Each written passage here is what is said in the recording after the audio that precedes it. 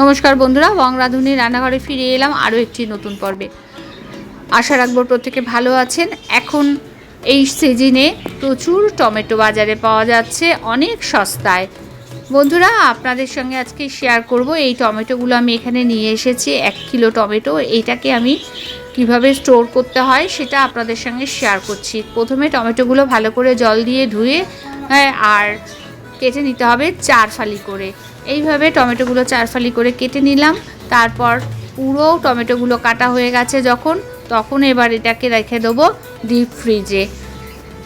আমার ভিডিওটা দেখুন, ভালো লাগলে প্রচুর শেয়ার করুন, লাইক করুন, সাবস্ক্রাইব করে পাশে থাকা বেল আইকনটি প্রেস করে দিলে প্রত্যেক দিন নতুন নোটিফিকেশান পেয়ে যাবেন সবার প্রথম। তাহলে বন্ধুরা দেখুন, এইভাবে টমেটো সারা বছরের জন্য সংরক্ষণ করে রাখতে পারবেন। সেটা হচ্ছে প্রথমে টমেটোগুলোকে কেটে তারপরে এইভাবে ডিপ ফ্রিজে আমি আইস হতে দেব।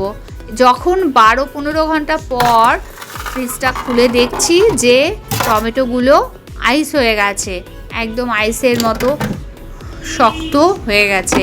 এইবার এগুলোকে আবারও বাইরে বার করে নিয়ে একটা কন্টেনারে ভরে নিতে হবে। এইভাবে যদি আমি দীর্ঘক্ষণ রেখে দিই পুরো আইসে আর ছাড়ানো যাবে না একটার থেকে একটা। সেই কারণে ঠিক এই সময় যেরকম দেখতে পাচ্ছেন একটার থেকে একটা সুন্দরভাবে ছাড়ানো যাচ্ছে, হাতে চলে আসছে। আপনার যতটুকু প্রয়োজন আপনি ততটুকুই নিতে পারবেন। সারা বছর সংরক্ষণ করে রাখুন এইভাবে।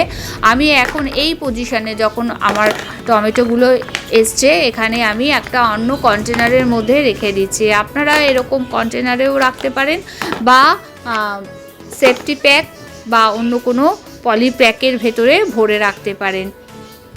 আমার সুবিধার্থে আমি এরকম একটা কন্টেনারের মধ্যে রাখলাম, যেটা আমি সুবিধা মতো যতটা প্রয়োজন আমি বার করে নিতে পারবো। টমেটোর বক্সটা আবারও আমি ডিপ ফ্রিজে রেখে দিলাম, প্রয়োজন মতো আমি বার করে নিতে পারবো। আজ তাহলে বন্ধুরা এই পর্যন্ত, ফিরে আসছি পরবর্তী ভিডিও নিয়ে। পরবর্তী সময় ভালো থাকবেন, সুস্থ থাকবেন। সঙ্গে থাকার জন্য ধন্যবাদ।